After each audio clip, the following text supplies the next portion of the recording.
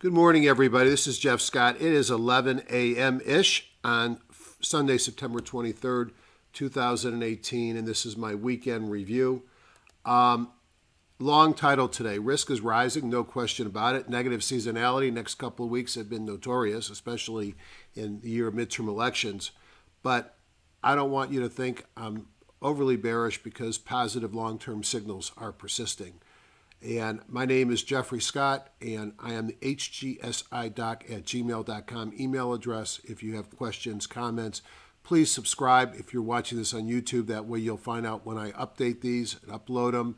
And if you get this message on Twitter, please like it and retweet. Disclaimer, I do this for fun. I'm not a financial professional. I make money in the market. I've made money in the market for quite some time. And so I do this to help others learn some of the things that I have learned. It's for educational purposes. Only anything I recommend is in the spirit of education, not be considered investment advice. I'm a doctor, not a broker. I talk a lot about HGSI, and I'm going to comment about that in my upcoming meeting in a few seconds. But I'm independent. No one pays me to use their software. No one pays me to say good things about their software. And I talk my book, and by that I mean I talk about the things that I actually use. And I paid for all the tools I demonstrate, and trading involves risk, and you alone are solely responsible for any investment decisions you make. Be your own guru is how I always like to entitle my education. And I've learned from some really smart people. I started as Cancelim follower with O'Neill, improved by Morales and Katcher. Met Ian Woodward in the 1990s at some Telescan events. Brilliant, great teacher, and much of what I do tries to keep on the things in the spirit of what he taught us. Ron Brown, who moved from a student to a partner of Ian in his trading world. George Lee, a great trader in northwest Canada. Good friend, very impressive trader. Van Tharp, the king of money management. Cigar, down here, Superior Profits, has some interesting indicators and things that I've adopted. Very active on my Discord site. And then John Person. A lot of these things tell me what to buy. I would say Cigar stuff and John stuff tell me how to buy them, when to sell them. Position size money management is something I've learned from John. When to do stocks versus options. He does algo trading now, so he's developed some auto trading, but he still does a lot of swing trading of stocks. Great books, great indicators, and a number of cool things that I've learned from him. Highly recommend him, and suggest you check him out. More comments of that to come. Now, I have a meeting coming up, and I'm just going to, push it a little bit here. I've had about 6 people of the 20 have now paid. There's another 5 to 7 that have said they're going to pay and come. It doesn't count until you pay. Payment can be via PayPal or, which I'll give you that address in a second, or email me and I can give you my regular address. I'll probably cap it at 20. I know that when John puts this out on his video or in his site that I'll probably fill up very quickly. Some comments from last year's meeting on the right. On the left, you can stop this and read the basics that I'm going to talk about. I try and get 3 days worth of work into a single day, so you get your money's worth. So that means we'll do a pre and post seminar web series, and I try and get everybody in the pre-seminar up to a good point on the terminology in HGSI speak, as well as some basic options. Let me respond to one of the questions I get. Jeffrey, I don't use HGSI. Should I bother coming to your meeting? HGSI to me has several meanings. Yes, it is a software program. It is the heart of what I do because it has everything together at a low price, sits on my hard drive, and is fast. But to me, HGSI is what I learned from Ian Woodward and how I use it to make money. I can trade using HGSI. If I had to, I can trade using VectorVest, Telescan, or Telechart rather, TCNet, whatever they call it, TC2000. Cigar has some things called Q, which interface with Metastock that I could use if I had to. I've developed the same indicators in TradeStation, Thinkorswim, and TC2000. So I can trade from many platforms. I use HGSI because it's easy for me. So I don't care what platform you use. I'm going to teach you how to make money, and I'll give you the tools if you use the platforms I use to use, whether you use HGSI or not. My guess, to be honest, is you'll go home and you'll buy HGSI because you'll see it makes it easier. So you don't have to know anything about HGSI, the software, to get full benefit of the meeting, because it's really about how I trade and how I can teach you to make money.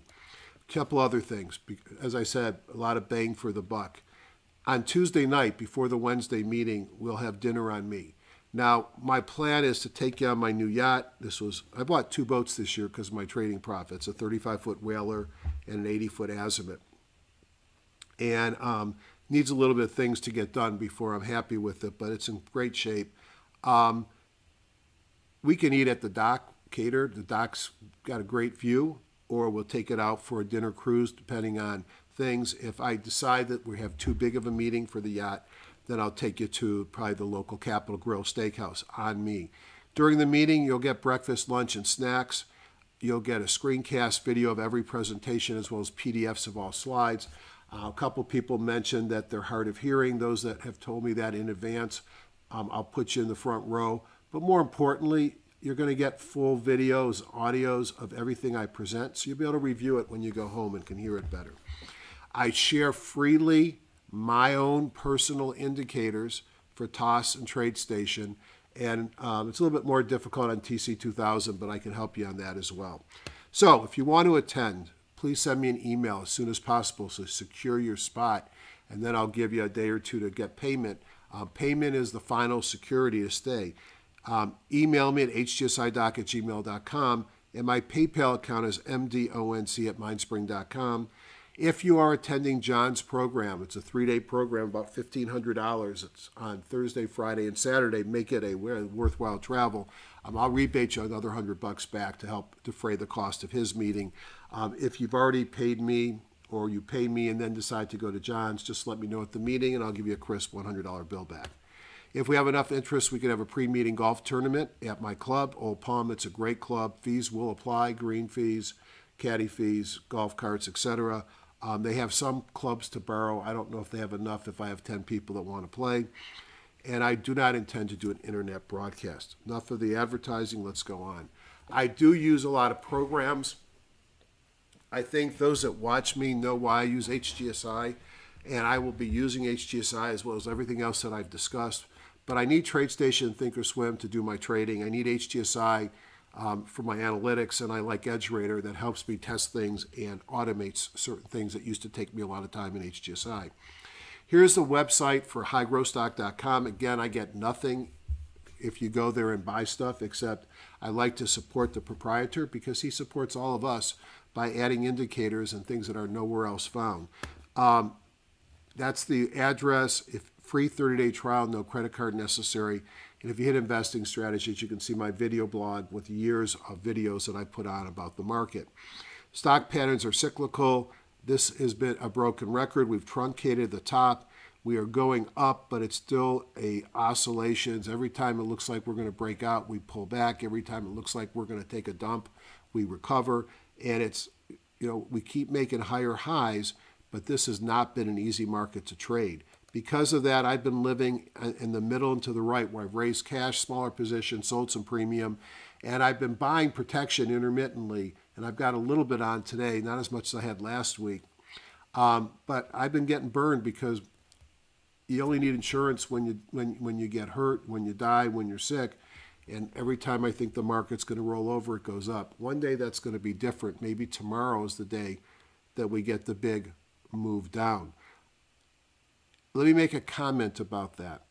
Because the Chinese left, tomorrow would not surprise me to be a down day. But what we've seen in these days, it opens up very low, and then it spends the rest of the day recovering. If I see that the futures are down 300 or 400 points, I'm going to take my stops off before the market opens, because I'll get stopped out at the low price of the day. I'll put my stops back on after the market settles out.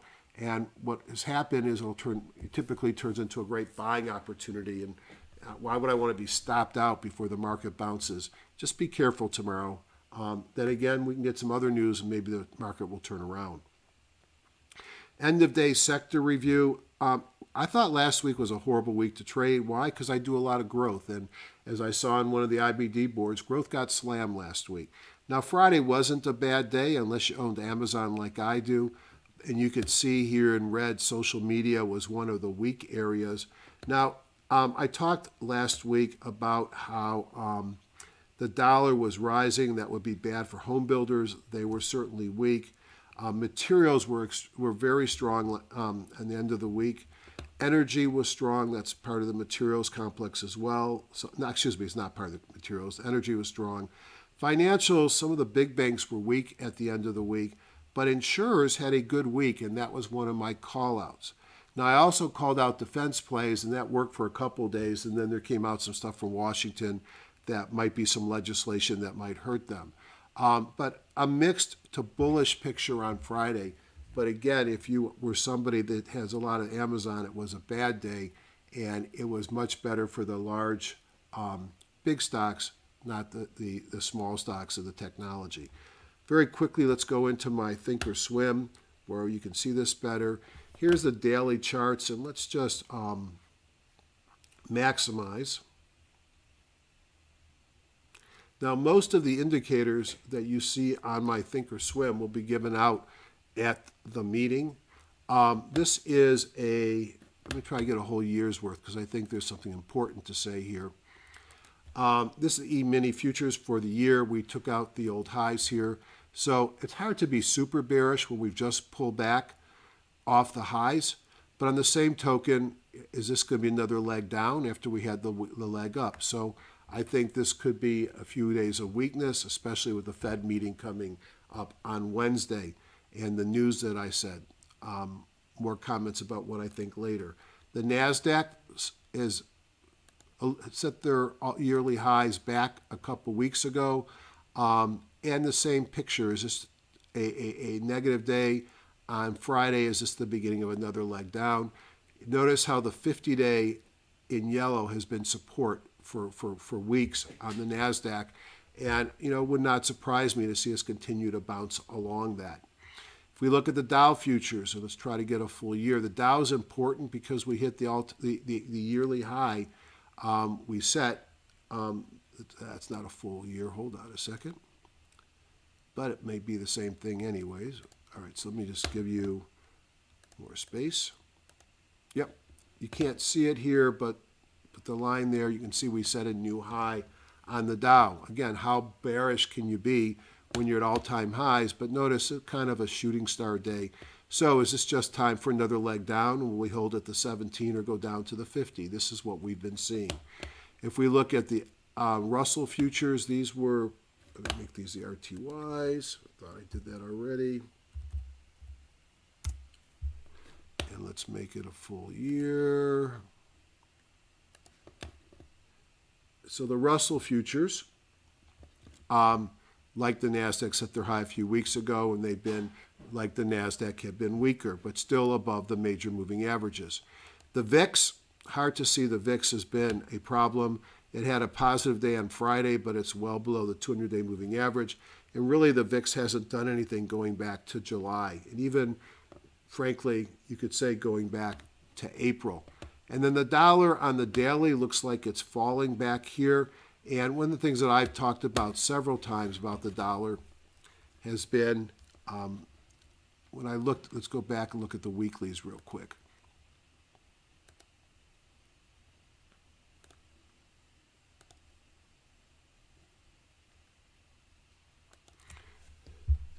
The dollar has been struggling, and although the dollar had some strength, as we saw here off the bottom, the dollar really failed on the weekly to get above the 200 weekly and has a new PPS sell signal. So the dollar's weak. You can see the VIX is weak. And then just look here on the weekly charts of the E-minis, the NASDAQ, the Dow, and the Russell. Yeah, they look like they're slowing down, and they may pause, go sideways, maybe pull back a little bit this week. But do any of them look particularly bearish to you? They don't look particularly bearish to me. Yes, this is a tough time in the market. Yes, we could have another week or two like this past week, which I lost some money, as did some others that are growth related. But I don't think we necessarily see a sign that the market is done. In fact, if I look at last week, just to show you, this is a group performance tool within HGSI. Black was positive, red was negative, so you have pretty much a mixed week. Now, the S&P 500 was actually up 0.8%, last week. But if we look at growth, IBD 50 was down. Let me see if I got that right one here. IBD 50 and the weekend review were down 2%. Woodward and Brown best criteria were down almost 5%. My stocks that I picked were down 1.31. Because I was picking a lot of insurance plays last week, my buy list unfiltered was up 0.82, and my filtered buys was up 2%. But that's because I was looking at what was moving right now, including some of the aerospace. And here, for one, was a 6% move on Spirit Aerosystems Holdings, one of the ones that we talked about. So a mixed week when you look overall. But if I look at where the weakness really was, it was in growth. But you already know that, because if you have a growth stock portfolio, you felt it. Back to my PowerPoint presentation. Now, I do spend a lot of time in PowerPoint, but I do it because it's easier for me, and I'm still talking about active markets, not a software program I'm trying to sell you. Daily, week, and monthly charts. I like this because I can look at, in columns, E-minis, NASDAQ, Russell futures, NYSE, and Dow futures, and look at the top row daily, then weekly, then monthly. And again, on the monthlies, you can see they're all in buy signals. The weeklies look strong. It's the dailies that are a mess. And, obviously the dailies will roll over first, but you don't really have a market that's turned against you until the weeklies and the monthlies have.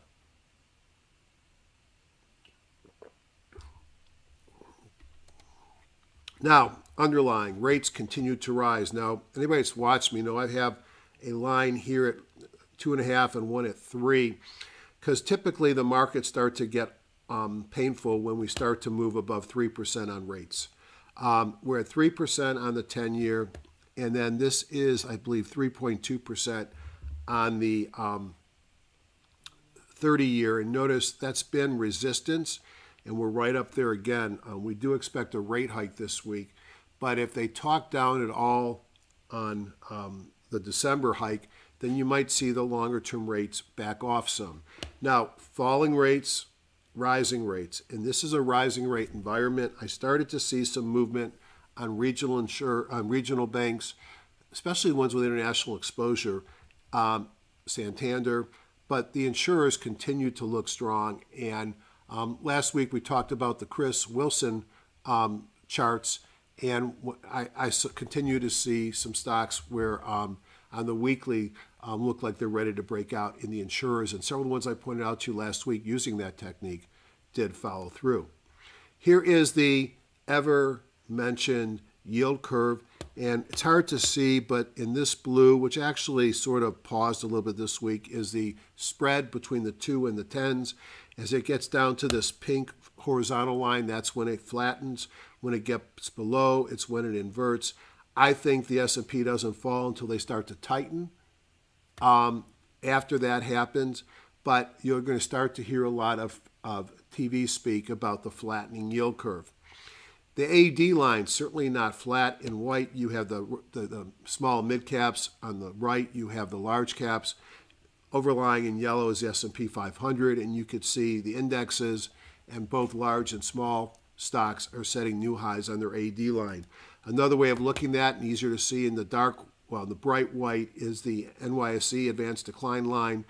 You have ETFs for the diamonds, the Qs, the spiders, the Russell, the transports, and the only ETF that's going down with raising rates, as you'd expect, would be bonds. So that might tell you that utilities, MLPs, interest-bearing REITs, although the REITs didn't look as weak as you might think, might all be suffering because of the rising rate environment.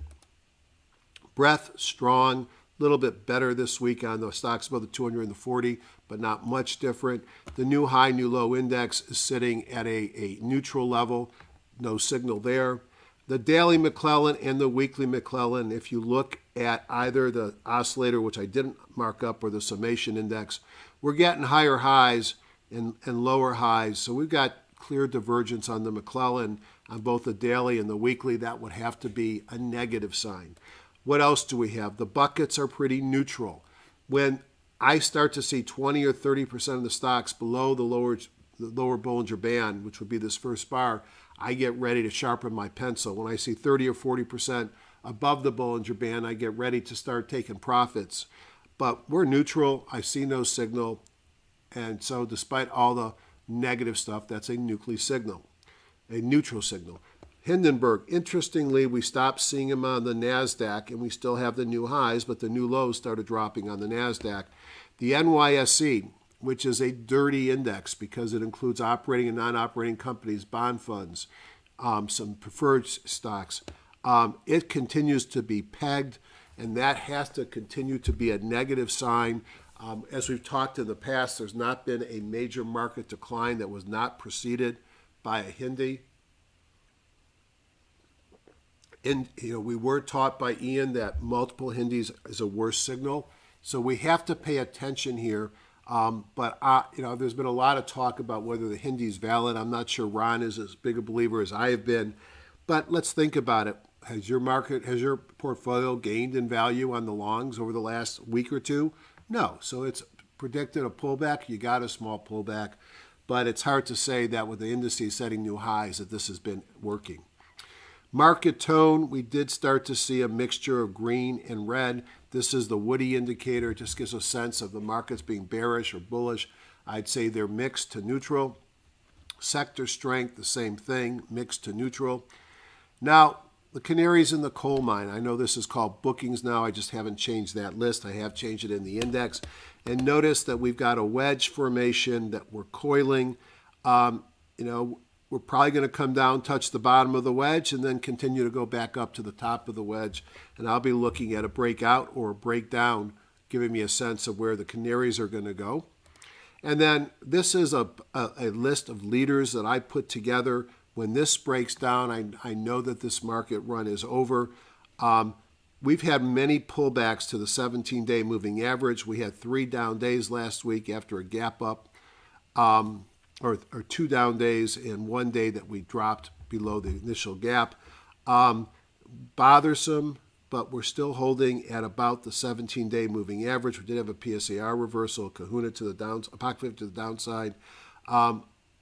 That's still neutral. I haven't broken. If it breaks much below the 17, then that's going to tell me that this market is at risk. The whole story behind this is Ian taught us that as markets near a top, build a list of leaders, no more than 2 stocks per industry group, 20 to 30 stocks, and then watch that index to give a sense of the market turning over. Know your news and earnings. So I really highlighted that this week we have the FOMC meeting, and then we'll have the announcement at 2 o'clock Wednesday and probably a rate increase in a chair conference, which will give us a sense about December. We've got GDP on Thursday. Fed heads will start to speak after this comes out. PMI on Friday, John Williams speaking. So this is a busy news week. This comes from Econo Day. And then earningswhispers.com.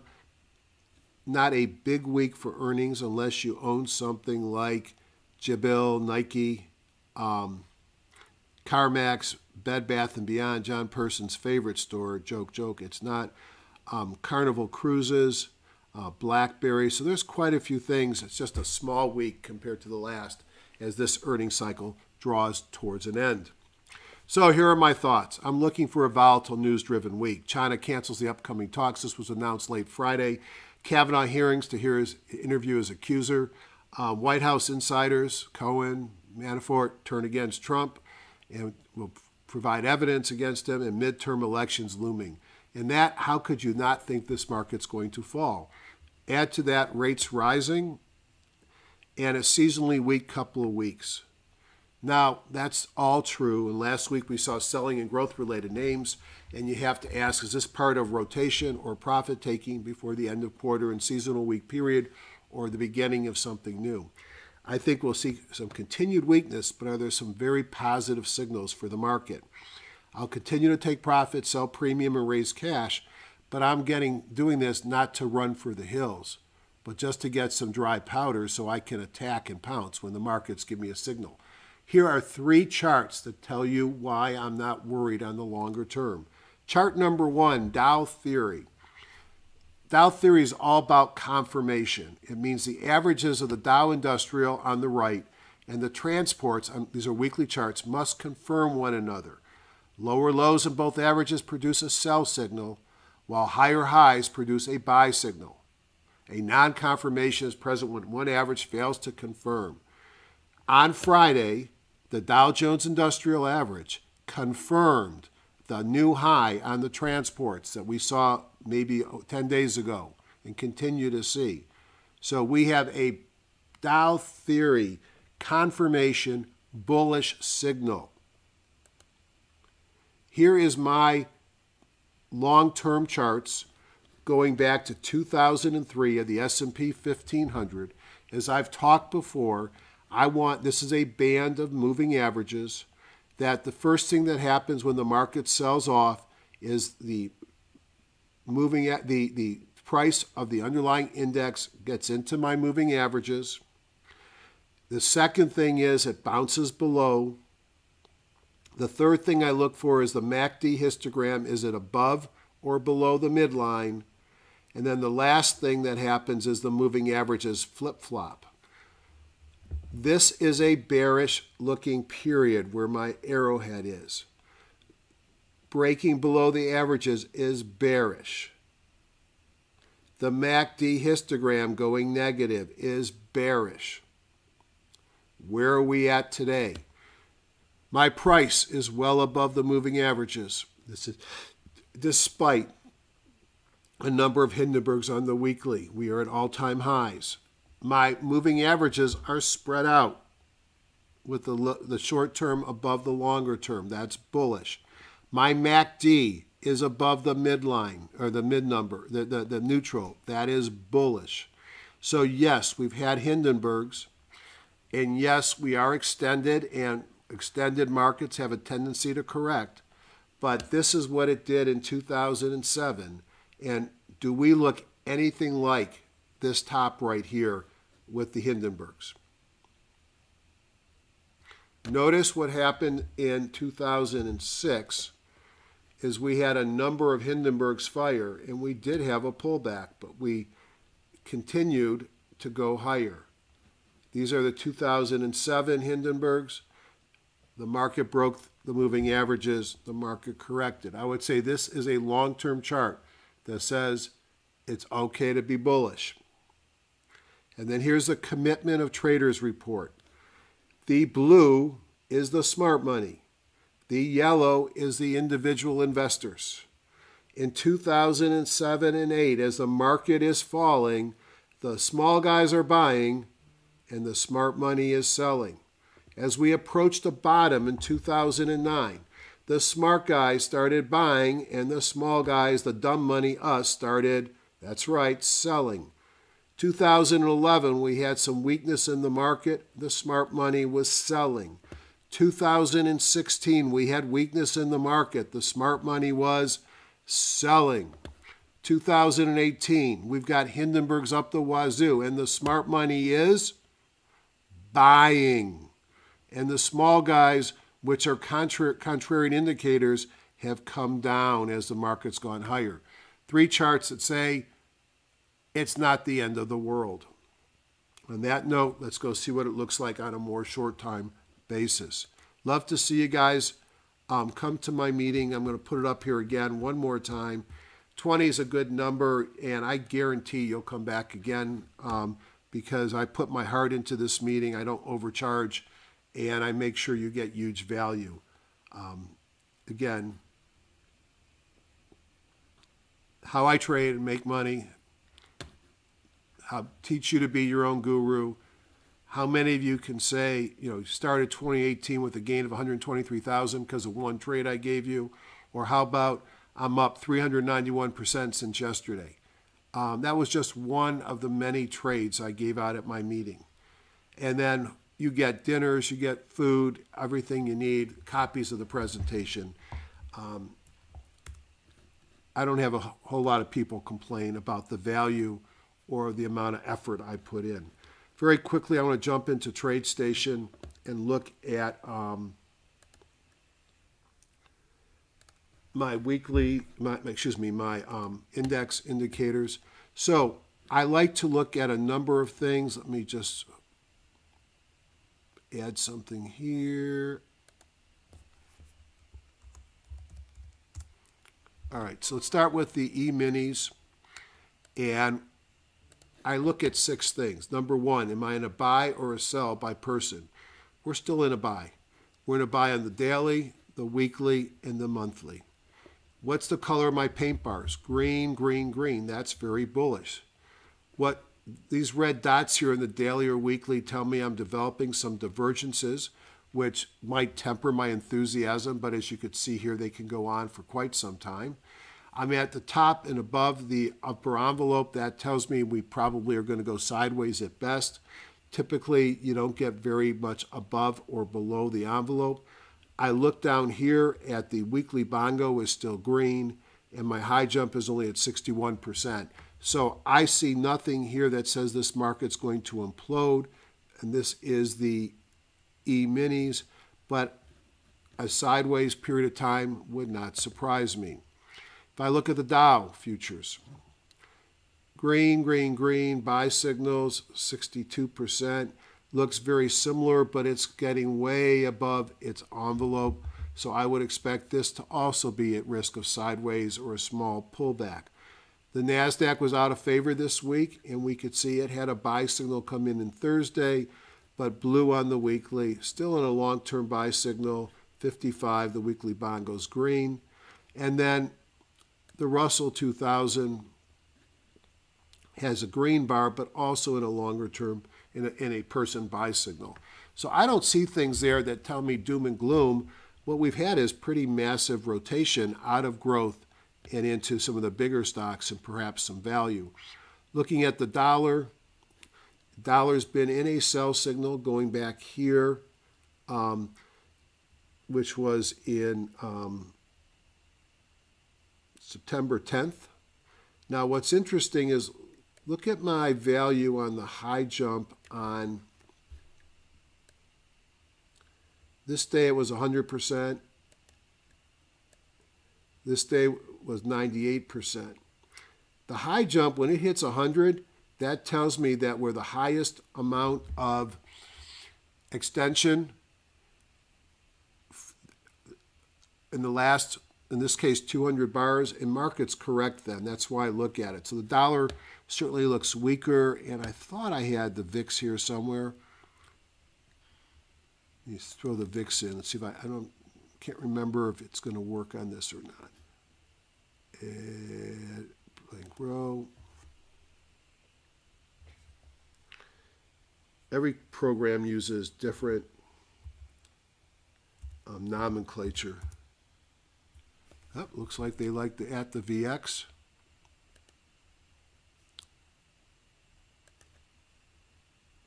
And you can see the VIX is in a sell signal. So if you're bearish the market, you're doing it based upon expectation and feel from last week, but the indexes are still holding up quite well. Let's go into HGSI, repeat some of that. Yes, I know it's repetition, but repetition makes me good, so I'm hoping it makes you good too. I'm going to Major Markets Plus, hit my warehouse, so the warehouse will open up as well, and then I'll put it in the top-down analysis view. Should be about 24 things there. And this tells you how crazy last week was. The Dow Jones, NYSE, S&P are up at the top, and the small caps, Russell 2000, the NASDAQ, and NASDAQ Biotech are at the bottom.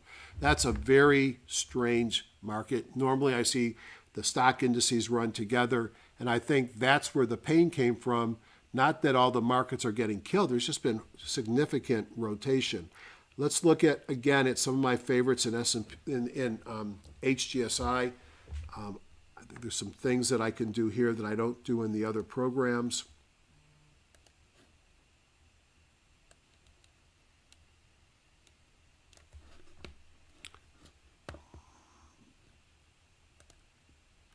For those that didn't watch last week, let me show you the Chris Wilson chart. The Chris Wilson is what I put for my weeklies whenever I do anything. And it is, if you don't have it, you'll get it at my meeting.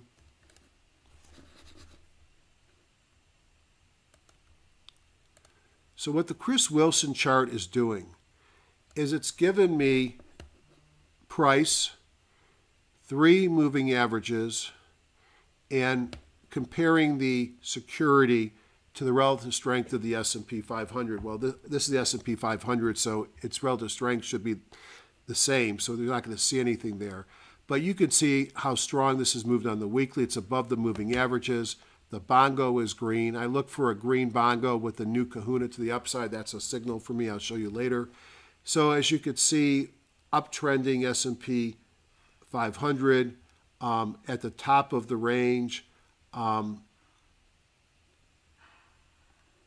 see where it goes, but it's hard to say be very bearish when we're at the top of the range. But would it surprise me to see us pull back to that 50? Absolutely not. Let's look at the Dow Jones Industrial. Also looking very strong at the top of the range, setting a new high on the year. And notice how the relative strength, so the dashed is the S&P 500. The red is the relative strength of the instrument here, the Dow, versus the S&P 500. And then the blue is the moving average. And I look for a cross of that above the moving average to show relative strength here. And you can see the Dow has got relative strength greater than the S&P 500 here. All right, or increasing relative strength. You want to see weakness, we'll look at the NASDAQ composite.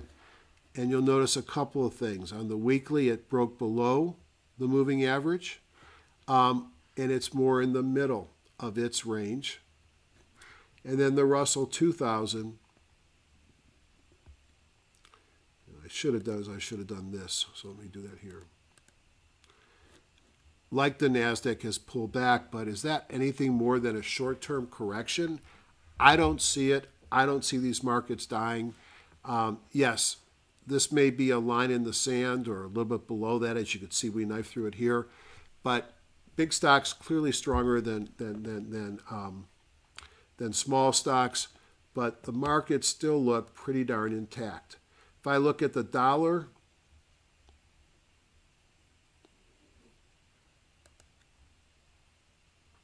you could see, you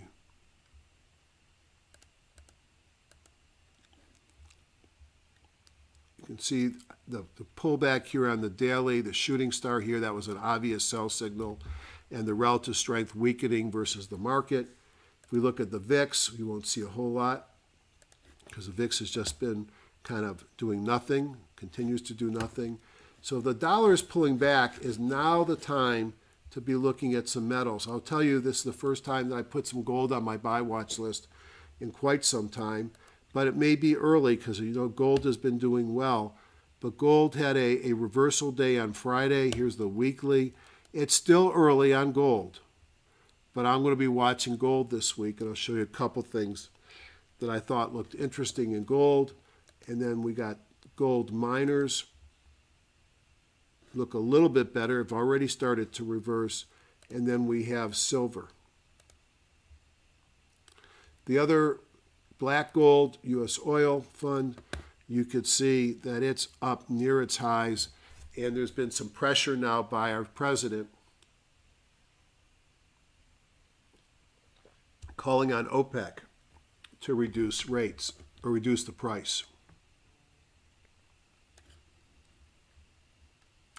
So the second thing that I like to do as part of my weekend review, second thing, is now start looking at some stocks. So I might go down to the industry groups, hit the warehouse view, and you could see I've got 174, but I use 2-day force as a measurement of what's moving up. 43 to the upside, 2-day force to the downside, I've got 41. So again, is that overly bearish or bullish? No. Now, the bad news for high growth stock investors is let's look what's bearish. Biotech, internet media, application software, casinos, generics, specialty apparel, entertainment, internet-based, life science equipment, midstream oil, precious metals, steel, a lot of things that growth stock, semiconductor manufacturers that growth stock investors follow were weak last week or on Friday. Where was the strength? Right click, change index group, exploration and production. Let's take a look at a couple of these. And let's switch to my stock one, which is here. So this is ConocoPhillips. This is one that I do like as well. And why do I like it? It's clearly in an uptrend, bunch of pocket pivots, big volume on Friday. Let's open this up so we can see some of the fundamentals. Let me pull this up here a little bit.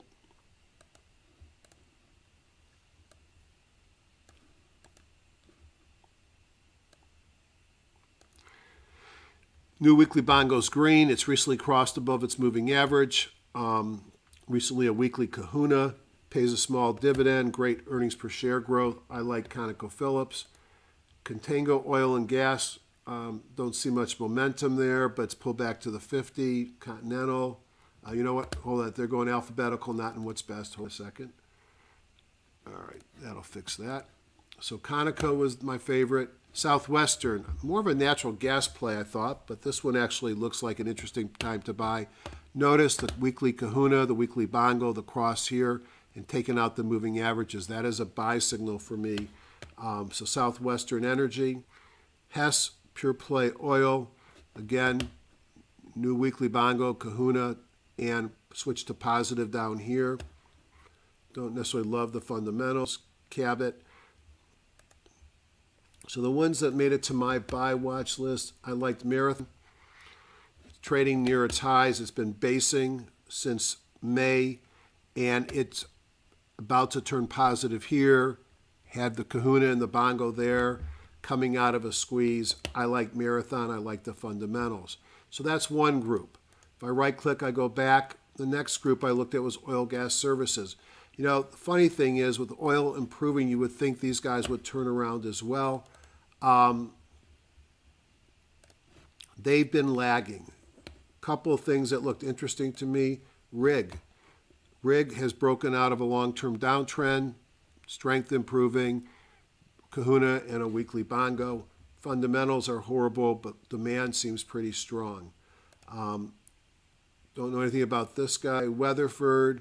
You know, you're looking at these charts, they look horrible. Whoops. Same thing happened.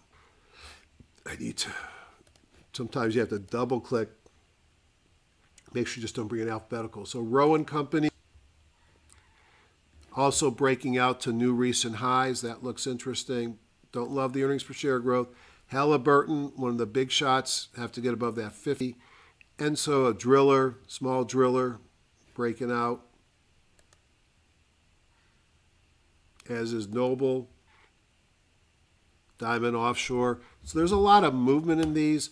The technicals are beating the fundamentals, but as the oil price is rising, wouldn't you expect these to improve? Communication equipment. Not the telecom companies, which are dividend plays, but some of the communication players. Cisco. It's hard for me to believe this looks like a new baby growth stock. Uptrend, sideways, breaking out. Strong on the weekly. Okay fundamentals. Pays a dividend. Cisco looks like it wants to be going higher. Motorola Solutions, similar pattern. Couple of kahunas in a row makes me pay notice. I like the fundamentals a little bit more. Pays a small dividend. Juniper has already broken out. Ubiquity Networks, not so much Nokia. So a couple of interesting names in the communication equipment group. Airlines. Airlines have really started to perform my positions in Delta, but American looks like an interesting buy point right now. And if you look at American, you could see it's pulled back from 56. It's sitting at 44. You're going to expect some overhead supply and resistance as you approach that 200. Looking at the weekly, the green kahuna, the green bongo, a new kahuna weekly, Took out some moving averages and the relative strength improving. I think American Airlines looks interesting. It's also U.S. Air, but we call it American. Delta breaking out to new highs, new recent highs here. Got to get through the December highs, but looks good. Coming out of a squeeze, pocket pivots and kahunas. Southwest looks a lot like Delta. United. So the airlines look strong right now. So that might be a place that you might want to be playing in. Base metals. So this is where you start to see perhaps either the impact of, I don't know if it's China or is it the weakening U.S. dollar, but Freeport-McMoRan, which is copper, also has some gold and oil, bouncing, still in a downtrend. Alcoa, basing here, not that exciting. Southern Peru Copper. Of the bunch, this is the one that seemed the most interesting to me, and it's retaken its 50, big up week, but I'm not a big fan yet of this group, but I'm going to pay attention. It looks interesting. REITs surprised me to be up here. Some of them probably don't surprise me. Cyrus One is more of a technology storage play. As the cloud grows, you got to have a place for the server farms. Basing here, a bunch of pocket pivots, big volume on Friday, pays a dividend, has great growth rates. I've liked Cyrus One for a long time, CONE. Innovative Industrial Properties. I don't know what these guys do. Let's see what they do.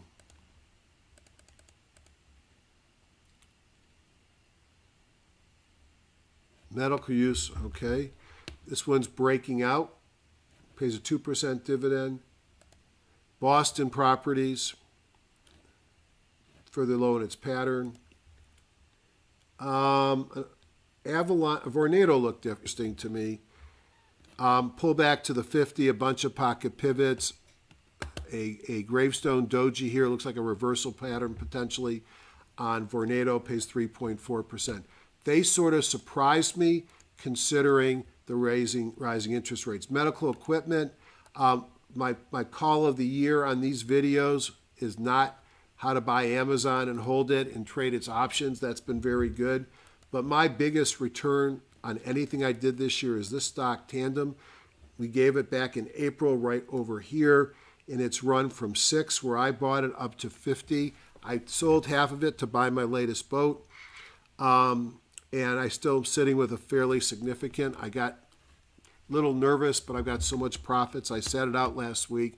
I think a lot of last week was related, you could see the big sell-off here, was related to some of their shares became unrestricted and some people wanted to take profits. If I had been given stock when it was $4 and I could sell it for 50, I'd be buying boats and houses too and take it and it's the minute I was allowed to.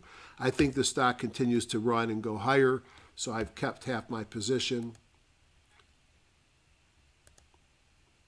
Sirona Dense Supply, it's sort of a bottom fishing, but it's been going sideways. Makes money, small dividend, probably could find something better. So I typically go down the top 10 groups, steel and raw materials. So this is Vale, and it's getting up to where it usually reverses. If it breaks above this area, above 15.5, I might be interested. It's got a kahuna, new weekly bongo. Relative strength is improving. It makes money and pays a small dividend. In this group, or similar to that, I'm playing tech right now, and it's got a very similar recent chart pattern.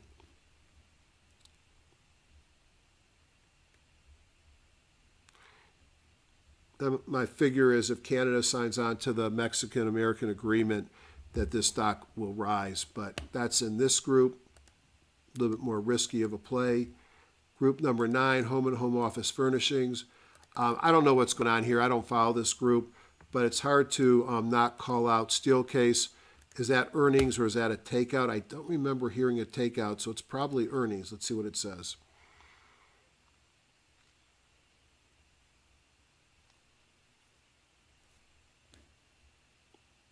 Earnings call. Okay, so good earnings.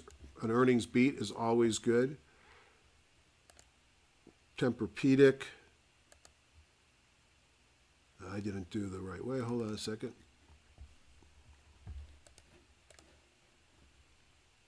So Knoll,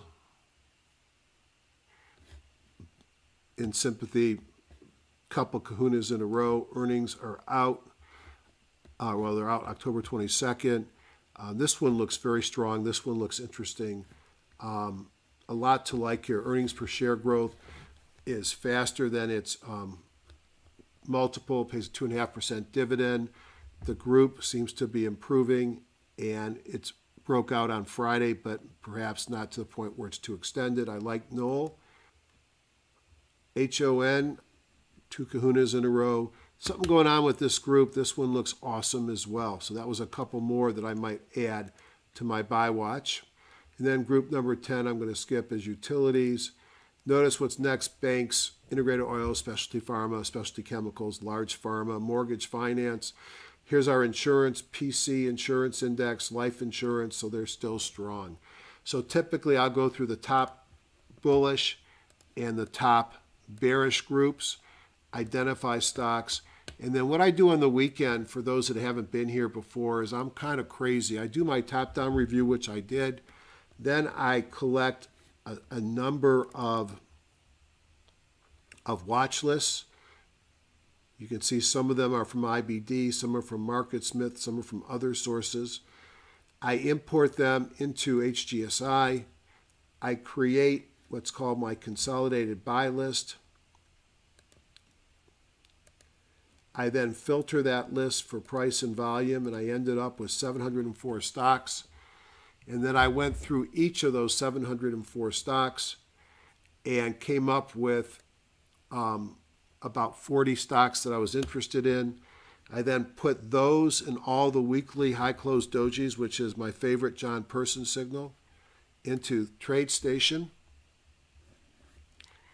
And I put them in my advanced screener, and I go through a list of potential longs and a list of potential shorts, and I come up with some of my favorite stocks on the long and the short of it. Show you a gold play. Here's a gold stock that caught my interest. Let me see if I can actually show it to you.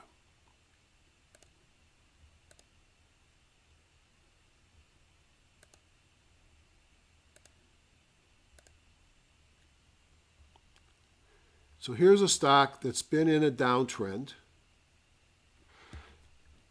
had a high close doji on the weekly that took out the descending trend line. Last week it had a new buy signal. It's in a daily buy signal. Whether I look at the histogram, OBV, the new volume indicator, the volume is improving, market catcher is strong, and I thought that this looked excellent for a gold stock, and it's on my buy watch list. Here is an insurer, and here's a stock that was in a downtrend, UNM. Sideways on the weekly at buy signal a week ago, then a big move above the descending trend line in a daily buy signal with strong volume coming out of a weekly squeeze. PFG, Principal Financial Group, broke out this week. It made I suggested it last week, and it had a great move this week. I don't think it's too late to buy this, the little weekly squeeze coming out of. So I go through, and then I end up with my integrated buy watch list, which includes my best from TradeStation and my best from HGSI.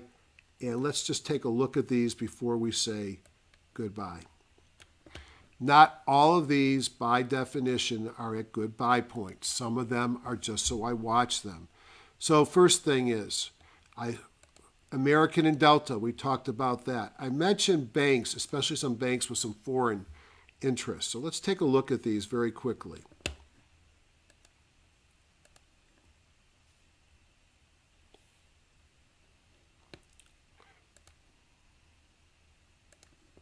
So this is Banco Santander, Brazil.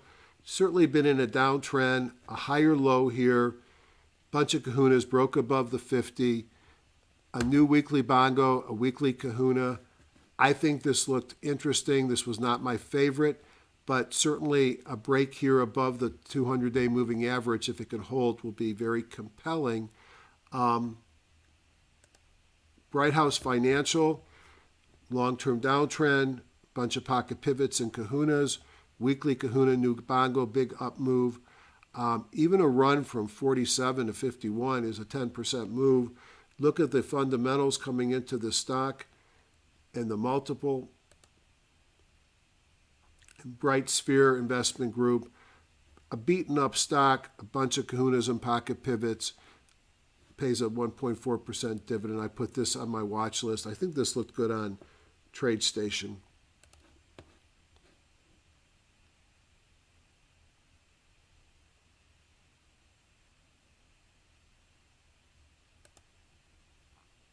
Yeah. Doesn't look great on the HGSI charts, but look at this. Downtrend, new buy signal, breaking out here. Volume looks great. Not too far up compared to where it's fallen. So a lot to like there as well. What else did I find? Coming down, banks we looked at. Exploration, production, ConocoPhillips and Marathon were my favorites. Life insurance, I still like some of these stocks. Maybe it's not too late. AGN needs to get above the 200, but you can see my favorites. Breaking out above its moving average, a new bongo weekly and a new kahuna weekly. Here's that Bright House Financial. MetLife, boring MetLife, broke above the 200, a bunch of kahunas. My weekly buy signal kicks in, like MetLife. Principal Financial Group. And then that's the UNM that I showed you in TradeStation. Marine shipping, dry ships we looked at Tandem Diabetes and Rig. Some of the REITs. Vale. So these are the ones that I thought were interesting and I'll be following this week. Let me leave you with just a couple of things. Number one, I think I showed you that there's some bullish undertone to this market. Number two, short-term weakness does not, and the noise of short-term weakness does not totally change what we've been doing in this market. Be careful, but I don't think I see anything that says I have to turn overly bearish. Think about my meeting, hgsidoc@gmail.com. Would love to have you attend. And I'll try and do one of these live in the next week or two. It's a great way to pitch the meeting and have a chance to interact and answer your questions. Have a great week, everybody. Goodbye.